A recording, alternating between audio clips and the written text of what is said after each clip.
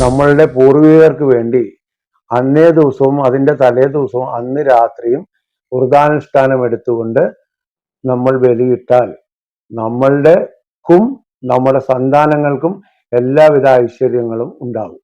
കടബാധ്യതകളിൽപ്പെട്ട് ഉഴലുന്നവർ കടബാധ്യത തീരുന്നതിനായി അന്നേ ദിവസം അവരുടെ ചെറിയ ഏതെങ്കിലും ഒരു കടം വീട്ടുന്നത് വരുന്ന ഒരു വർഷത്തിനുള്ളിൽ അവരുടെ ഒട്ടുമിക്ക കടങ്ങളും തീർന്നു പോകുന്നതായിട്ട് കാണാറുണ്ട്. സാധാരണയായി കണ്ടുവരുന്നത് ബലിയിട്ടതിന് ശേഷം മത്സ്യമാംസാദികൾ കഴിക്കുന്നവരുണ്ട്. അത് നമ്മളിടുന്ന പിതൃബലിക്ക് എതിരാണ്. അന്ന് രാത്രി പൂയം നക്ഷത്രത്തിൽ നമ്മളുടെ പൂർവികർ അവിടെ എത്തുകയും അവർ അതിൻ്റെ അംശം സ്വീകരിക്കുകയും ആ അംശം സ്വീകരിക്കുന്നതിലൂടെ നമുക്ക് കുടുംബൈശ്വര്യം ഉണ്ടാകുകയും എന്നാൽ അതേസമയം ഇത് ചെയ്യാതിരുന്നാൽ സർവനാശങ്ങൾ ഉണ്ടാകുകയും ചെയ്യും എന്നുള്ളതാണ് ശാസ്ത്രം.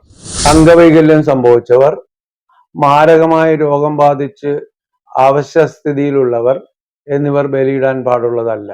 കർക്കിടക വാവ് ബലി എന്ന് പറയുന്നത് പോയ മൂന്ന് തലമുറയ്ക്ക് വേണ്ടിയാണ് നമ്മൾ ഈ ബലിയിടുന്നത്. നമസ്തേ. എല്ലാ വർഷത്തെ പോലെയും കർക്കിടക മാസത്തെ കർക്കിടക വാവ് ബലി വരികയാണ്. ഒരു ജ്യോതിഷൻ എന്ന നിലയിൽ ഒട്ടനവധി പേർക്കും പല സംശയങ്ങൾ എന്നോട് ചോദിക്കാറുണ്ട്. ഇത് ചോദിക്കുമ്പോൾ തന്നെ അതേക്കുറിച്ചൊരു വ്യക്തമായി മറുപടി പലർക്കും കൊടുക്കുന്നുണ്ടെങ്കിലും ശരി, ഈ ചാനലിന് വേണ്ടി വിശദമായി ആ കാര്യത്തെക്കുറിച്ചൊന്ന് പറയുകയാണ്. കർക്കിടകവാവ് ബലി ഇടേണ്ടത് എപ്പോഴാണ് പുണ്യസമയം എന്നുള്ള ഒരു സംശയം പൊതുവിൽ എല്ലാവർക്കും ഉള്ളതാണ്. പുണർദം നക്ഷത്രം കൊള്ളുന്ന ദക്ഷിണായന കാലത്തെ ആദ്യത്തെ പുണർദം നക്ഷത്രം പകല് കൊള്ളുന്ന 6:29 തൊട്ട് വൈകിട്ട് 5:24 വരെയുള്ള സമയമാണ് ബലി തർപ്പണം ചെയ്യുവാനുള്ള ഉത്തമമായ സമയം. ഈ സമയത്ത് ബലിയിട്ടാൽ രാത്രി പൂയം നക്ഷത്രം കൊള്ളുകയും പൂയം നക്ഷത്രത്തിൽ ചെയ്യുമ്പോൾ പിതൃക്കളുടെ ദൈവമായിട്ടുള്ള പിതൃ എന്ന് പറയുന്ന ദൈവം, മകൻ നക്ഷത്രത്തിന്റെ ദേവതയായ പിതൃ എന്ന് പറയുന്ന ഒരു ദൈവത്തിനാണ് നമ്മൾ ഈ ബലി തർപ്പണം ചെയ്യുന്നത്. പുണർദം നക്ഷത്രത്തിൽ ബലിയിട്ട് അന്ന് രാത്രി പൂയം നക്ഷത്രത്തിൽ നമ്മളുടെ പൂർവികർ അവിടെ എത്തുകയും അവർ അതിൻ്റെ അംശം സ്വീകരിക്കുകയും ആ അംശം സ്വീകരിക്കുന്നതിലൂടെ നമുക്ക് കുടുംബൈശ്വര്യം ഉണ്ടാകുകയും എന്നാൽ അതേസമയം ഇത് ചെയ്യാതിരുന്നാൽ സർവനാശങ്ങൾ ഉണ്ടാകുകയും ചെയ്യും എന്നുള്ളതാണ് ശാസ്ത്രം. പൊതുവിൽ എല്ലാവരും കരുതിയിരിക്കുന്നത് ഭർത്താക്കന്മാരുടെയോ അച്ഛൻ്റെയോ അമ്മയുടെയോ കുട്ടികളുടെയോ ഒക്കെ അവർക്ക് വേണ്ടി എന്നാണ്. എന്നാൽ അങ്ങനെയല്ല. കർക്കിടക വാവ് ബലി എന്ന് പറയുന്നത് പോയ മൂന്ന് തലമുറയ്ക്ക് വേണ്ടിയാണ് നമ്മൾ ഈ ബലിയിടുന്നത്.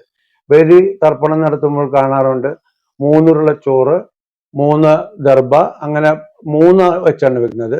നമുക്ക് തൊട്ടു മുമ്പുള്ള തലമുറ, അതിനു മുമ്പുള്ള തലമുറ, നമുക്ക് അറിയാതെ പോയ നമ്മളുടെ പൂർവികർ, ഇവർക്കെല്ലാം വേണ്ടിയാണ് നമ്മൾ ഈ ബലി തർപ്പണം ചെയ്യുന്നത്. വീണ്ടും ഒരു സംശയം, ആർക്കൊക്കെ ബലിയിടാം, ആർക്കൊക്കെ ബലിയിടാൻ പാടില്ല? ബലിയിടുന്നതിന് 3 വയസ്സ് തികഞ്ഞിരിക്കണമെന്നും 60 വയസ്സിൽ കൂടാൻ പാടില്ല എന്നും പറയുന്നുണ്ട്. 3 വയസ്സിൽ താഴെയുള്ള കുട്ടികൾക്ക് ബലി അർപ്പണം ചെയ്യാൻ പറ്റില്ല.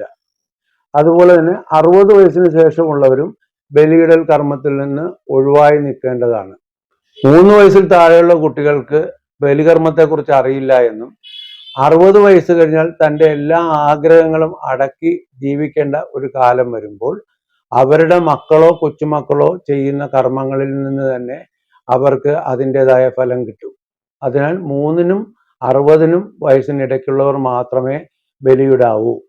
മറ്റൊന്ന്, അശുദ്ധമായ സ്ത്രീകൾ ബലിയിടാമോ? സ്ത്രീകൾക്ക് ബലിയിടാം, പക്ഷേ ശുദ്ധമായിരിക്കണം.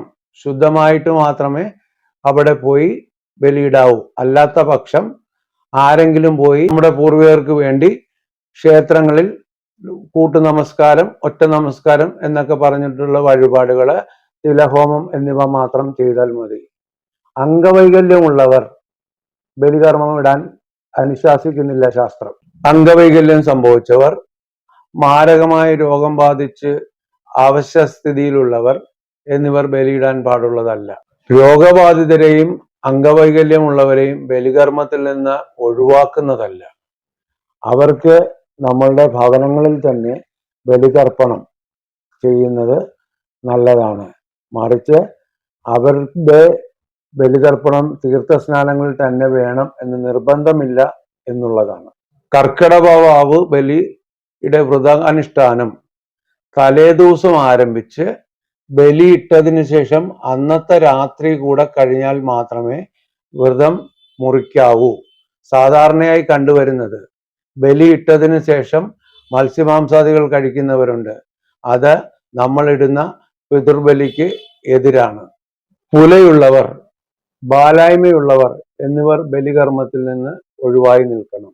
ബലികർമ്മം നടത്താൻ പോകുമ്പോൾ നമ്മളുടെ പ്രിയപ്പെട്ടവരാരെങ്കിലും മരിച്ചിട്ടുണ്ടെങ്കിൽ അവരുടെ പേരും നാളും സ്മരിക്കുവാൻ പറയും. ആ പറയുന്ന അവസരത്തിൽ നമ്മൾ ചെയ്യേണ്ടത് ഒരാൾ ജനിച്ച നക്ഷത്രമല്ല, മറിച്ച് മരിച്ചുപോയ ആ തിഥി, അത് എല്ലാവർക്കും കൃത്യമായി അറിയണമെന്നില്ല. കറുത്തപക്ഷം വെളുത്തപക്ഷം എന്ന് പറഞ്ഞ രണ്ട് പക്ഷമുണ്ട്. അതിലെ ഏത് തിഥിയിലാണോ മരിച്ചത് എന്നറിഞ്ഞു വേണം പറയാൻ. എന്നാൽ അത് ഇന്നത്തെ കാലത്ത് അസാധ്യമായതിനാൽ മരിച്ച നക്ഷത്രമാണ് എടുക്കേണ്ടത്.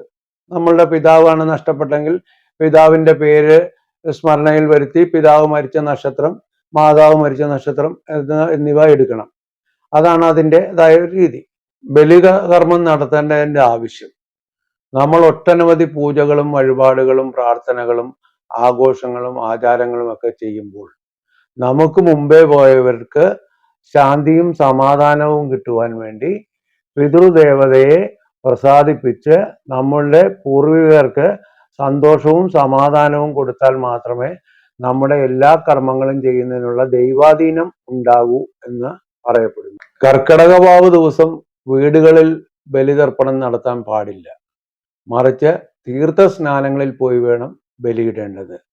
60 വയസ്സിന് മുകളിലുള്ളവരും അംഗവൈകല്യമുള്ളവരും രോഗബാധിതരായിട്ടുള്ളവരും വീട്ടിൽ തന്നെ തുളസിത്തറയിൽ കറുത്ത എള്ള് 3 പിടി ജലത്തോടുകൂടി തുളസിത്തറയിൽ സമർപ്പിക്കുന്നത് ബലിയിടൽ കർമ്മത്തിന് തുല്യമാണ്.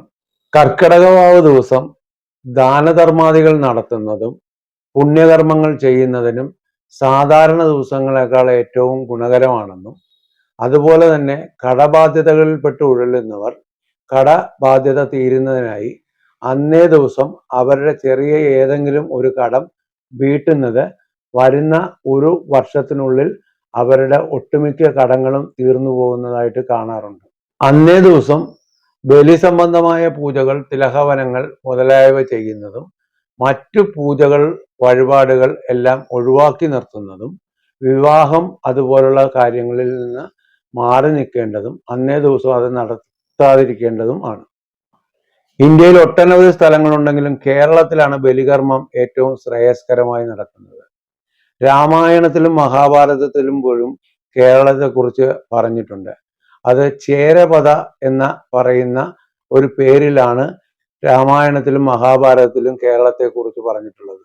അതുകൊണ്ട് എല്ലാ കേരളീയരും നമ്മളുടെ പൂർവികർക്ക് വേണ്ടി അന്നേ ദിവസവും അതിൻ്റെ തലേ ദിവസവും അന്ന് രാത്രിയും വ്രതാനുഷ്ഠാനം എടുത്തുകൊണ്ട് നമ്മൾ ബലിയിട്ടാൽ നമ്മളുടെക്കും നമ്മുടെ സന്താനങ്ങൾക്കും എല്ലാവിധ ഐശ്വര്യങ്ങളും ഉണ്ടാകും.